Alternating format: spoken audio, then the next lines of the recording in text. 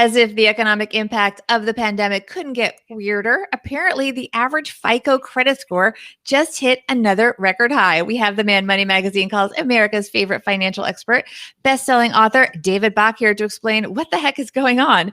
It is Tuesday, October 27th. Let's talk money with our friends. Welcome to the Money with Friends podcast. I am certified financial planner, Bobbi Rebell, host of the Financial Grownup podcast, coming to you from my very grown-up kitchen in New York City.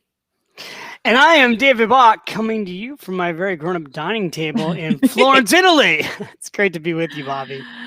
Here on Money with Friends, we talk about the latest personal finance headlines, and we add in the insights and wisdom of our fantastic cast of thought leaders, including, oh gosh, how many bestsellers have you had, David? I'm losing track. 12? 10. It's 10. Easy. It's just two hands full. 10 New York Times bestsellers. 10 bestsellers.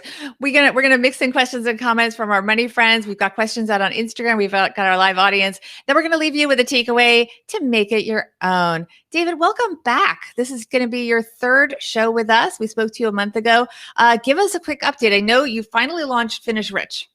We did. We launched finishrich.com, in fact, last week, which was super exciting because we had tens of thousands of people visit our website in just the first couple of days. So finishrich.com, we have created a site to help you get your questions about money answered quickly. So like, where does David think you should go to open up a brokerage account? Or where do you think I should go to look at insurance? Or do I need insurance? Or what should I do about my credit score? All the questions that I've been getting over the last 25 years. I decided to put up a new financial blog that would answer the questions and direct people on the best resources. So that's at finishrich.com. We've got a newsletter that goes out now every week. And lots of great content. We just put up 2 new podcasts this week from the David Bach show. So come check us out at finishrich.com because we have, believe it or not, Bobbi, 60 new articles with over 110,000 words of content. And you're a writer and you have a blog. So you know that was a lot of work to get that up. It's a lot of work, and you really know how to take a sabbatical, David. Somehow all this stuff is coming out. I thought you were going on like a year-long break, and it's become a multi-year break. That's partially because of coronavirus, but partially because you love it there. But lots happening over there. I want to tap into something you mentioned, which is credit scores. Before we get to the piece that you are bringing to us to discuss, let's see which one of our friends is going to lead us into today's headline. All right. The piece that we are discussing, David, comes to us from CNBC. It is by Megan Leonhardt. The headline is "The average FICO credit score hit new record highs during the pandemic. Here's why." And the article talks about the fact that there's a lag factor going on. So also, people got a lot of financial help early in the pandemic. They got the government money, and then they also got payment relief. So if you had bills due, a lot of the time you didn't have to pay. Now, the money is still owed in theory, but like you didn't have to pay your credit card bills for a while. You got relief. So people had that. And then on the other hand, they just weren't spending as much. They weren't hitting that credit card because they were staying home. They weren't going out to big parties. They weren't dining out as much. They weren't going to Broadway shows here in New York City. We know that. So people had a lot less FOMO. They just hung out, and maybe they had a Netflix bill, but they were staying home. What do you think about this, David? Were you it's I shouldn't laugh about this, but it's funny because you said we weren't going here, we weren't going anywhere, right? For like 2 months. Right. The average person Italy was really in a lockdown. Yeah, I mean, it was a little more scattered. So like when I went to pay my credit card bill in April, I almost like had to hit the computer to see if it was broken because there was nothing on the credit card. I was like, wait a minute, this can't be right. Well, it's because we didn't go anywhere. We literally only spent money on food. And a lot of people were like that. So here's I found this article fascinating, and I actually read multiple articles about, first of all, how much have credit scores increased? Because this is kind of interesting. So I went back and looked at the data. So in 2005, average high credit scores were 685 points. That was a FICO score, 2005. So today in 2021, as they talk about scores hitting an all-time high, they're at 711. So it's not that many points different. But what's worth knowing is that sometimes 20 to 30 points higher can be a huge difference when you go to borrow money. So when you go to get a mortgage, it could be the difference between 1/4 to 1/2 to 1%. And what's happened, and we can talk about why scores are up now, because there's no question that there was a coordinated government effort this time around. Like the last recession, the government was caught flat-footed, right? This time around, really the moment this all started to take place, the government put in place all kinds of stimulus packages, started sending checks. So that helped out the average American. Also forced companies to have forbearance plans so that they couldn't start hitting you if you weren't able to pay your bills. Credit card companies and mortgage companies were not allowed to turn around and slam you for it. So that protected consumers. And that was really smart, because if you have tens of millions of Americans have their credit score go down by 50 to 100 points, it really creates a drain, if you will, on the economy and the ability of the economy to recover quickly. So what I would say is, while credit scores are a lagging indicator, Bobbi, it's also really good news to see that credit scores are up right now versus down. And the other thing I think that's happening is that people are much smarter today about their credit scores. If you go back to 2005, credit scores, you would talk about a FICO score and people were like, what's FICO? Who's Fair Isaac? Who's this company? What do you mean you have all my information? Today, most people are aware that their credit scores are really important. Now, I think a lot of people don't know what impacts their credit score and what they can do to improve it. So we should talk about that today for sure. Yeah, actually. And we did ask our Instagram money friends for questions for you. And one of the questions from Sarah is, at what point are there diminishing returns for a higher score? In other words, there are certain things you can do to get your score higher. Maybe you can talk about that. And then at what point is it sort of, you're good enough? Yeah, great question. So what happens when you go to borrow money is they pull your credit score. And what most lenders want to see is that you are in what they would call a good range. And a good range right now, according to Fair Isaac, is between 690 and 719. Call it 720.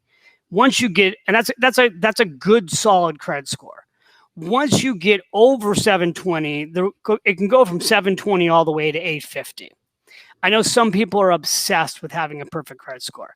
I can tell you that really, once you get over 750, people are going to loan you money all day long, and they're going to loan it to you. They're going to loan it to you at the best rate. So really, your goal, I think, should be to get over 720. That's when, and then the difference between 750 or 780 or 800. Honestly, I don't think for most people it impacts things at all. It looks good, but I don't think it's going to change whether or not you can get a car loan, which I don't want you to go get, by the way, because I don't want you to borrow money to get a car. But the thing I always care the most about is when you go buy a home, I want you to get your best rate on your home loan, because that's the biggest expense you'll have over your lifetime. So it's important that you play the game and do the right things to get your score up prior to going to get a home loan or prior to refinancing. Yeah, we have another question from Frugal City Finance asking, is it harmful to cancel new cards after travel/bonuses are met? Should you keep the old account active for a longer credit length? Okay, so that's a really great question, and let's go through. I'll give a quick answer to it after I tell you what impacts your credit score. So there's really like 4 or 5 major things that impact your credit score, and the one that she's talking about is what is known. There's 2 things that happen when you close a card down. One of the things your credit score is based on is the length of time that you've had credit. So if you have a credit card that goes back 10 years, 15 years, 20 years, it's a very common thing for experts to say, don't close that card. You might not use it, but don't close that card because it looks good on your credit score. And that's true. Except what I would say today is a lot of people have taken out 2, 3, 4, 5, 6, 7 credit cards. And they took them out at one point, and they were free cards, and they took them out to get the 20,000 frequent flyer points, or the 30,000, or the 50,000, or even 100,000 frequent flyer points. And now those cards, the annual fees are coming up right now, and they're coming up, and those annual fees can be as high as $400 annually. So what I suggest you do, Bobbi's eyes just popped up like, yeah, a lot of these cards are up to $400 annually, and nobody's traveling. So, I think it's a really good question. I'll just tell you what I did recently. I've been calling these credit card companies that I have, and I have been saying to them, because they're almost all travel cards, I want you to waive my annual fee. And if they won't waive my annual fee, then I'm like, well, then I want frequent flyer points. That's the only way I'm keeping the card is if you give me frequent flyer points. I've had one of my cards, and I won't say which it is because I don't want everybody to start calling them and then they'll get all mad at me. But one of my credit cards gave me 50,000 points by asking. Another one of my credit cards, which I've had for over 10 years, would not do anything. And I canceled the card. And I canceled the card because at most, maybe my credit score is going to go down 5 to 10 points for a temporary period of time. And I was so mad at that credit card company for not, after 10 years, being willing to waive my fee for a year, that I'm like, see you later. I'm out of here. And so I have personally canceled a couple of my credit cards in the last 30 days because A, I'm not going to use frequent flyer points probably for another year. I'm also not sure how safe these airline frequent flyer points are going to be if things stay the way they are. And I don't want to pay annual fees for cards I'm not using. So that's what I'm doing. What do you think about people that do this travel hacking? I mean, separate, I guess we're in this, hopefully shorter period of COVID where people aren't traveling. But I mean, is that a good technique? I always feel like it just seems like so much to keep track of. Is it really worth it? And then you're kind of, if you go by the popular mantra that, don't cancel the credit cards, you've got this drawer full of inactive credit cards. Let's assume they're not charging you annual fees. I mean, if it only hits your credit score 5 or 10 points, why not just cancel them? I mean, seriously. Yeah, I mean, first of all, they almost across the board within a year all charge annual fees. And the low end of annual fees is $90 a year. And the high end of annual fees is about $500. So you do have to ask yourself, am I earning enough points to make it up, right? Now, I'm somebody who normally travels a lot. So I love playing the travel credit card game. And over the years, I changed which ones I love more than others. Like right now, I love a card by Marriott Bonnevoy, but I'm not traveling. But Marriott Bonnevoy had this credit card that was 100,000 frequent flyer points. And I started traveling and exclusively using Marriott Bonnevoy because I wanted to keep building up those points and using them. I travel probably 2 to 3 weeks a year for free off frequent flyer points. So I do like the game of credit cards and frequent flyer points when you can travel. It may be, it's sad to say this, Bobbi, but we may not really be traveling until 2022. If you listen to the travel industry and the heads of the major airlines and the hotels, they're now talking about 2 to 3 years before travel comes back. So, wow. I know. Right. I know. All right. Before we get to our takeaways, I want to just reveal the results of our Instagram poll. We asked our money friends on Instagram at Money Friends Pod if your credit score has changed during the pandemic. Was it up or down? What do you think our money friends said, David? I think they said up. Up. I'm going with up. Correct. 74% up. So you win. Hold that thought. We're going to get to our takeaways in just a minute. But first, I want to talk to people about businesses and being organized. This is going to be a common theme this week on Money with Friends. If you're a business owner, I mean, look, things are really tough and it's really important to make things as easy as possible. One way you can do that is by upgrading to NetSuite. You can stop paying for all these different systems that are not going to give you the information that you need. Ditch the spreadsheets and all these old softwares that you've outgrown. Now you can upgrade to NetSuite by Oracle. It is the world's #1 cloud business system. NetSuite gives you visibility and control over your financials, HR, inventory, e-commerce, and more. Everything you need all in one place instantaneously, whether you're doing $1 million or hundreds of millions in revenue. Save time and money with NetSuite. You can join over 21,000 companies using NetSuite right now. Let NetSuite show you how they will benefit your business with a free product tour at netsuite.com/MWF. You can schedule a free product tour right now at netsuite.com/MWF. That is netsuite.com/MWF. All right, David, we're wrapping up now. What is your takeaway from our conversation about credit scores going higher during this pandemic? Yeah, well, first of all, what I think the most important thing, and we didn't say it, Bobbi, is go pull your credit score. Like most people only pull their credit scores at most once a year. If you haven't pulled your credit score since the pandemic, I go pull your credit report and I would pull your credit score to make sure, number one, they're accurate. Fastest way to fix your credit score and raise it is make sure there aren't any mistakes on it. Second, most important thing you can do to get your credit score up, and it's the biggest part of your credit score, is pay your bill on time. So 35% of your credit score is a result of paying your bill on time. The key to that, make sure you pay the minimum payment automatically. So your credit cards should be set up to be always the minimum payment is paid automatically. It's debited out of your account. then go in and pay yourself extra because I don't want you to make minimum payments. But I don't ever want you to be late, because it's being late that impacts your credit score more than anything else that you do. It's also what costs you the most amount of money, because once you're late, they jack your interest rates up from 20 to 29%. And the interest rate on just one credit card bill can be more than the annual fee for the credit card all year long. And so that's where I would do. That's why I go to annualcreditreport.com, go pull your credit report, and then go get a copy of your credit score. And also, by the way, all that information is on my website at finishrich.com. We've got articles and links. You've been writing about this on Finish Rich.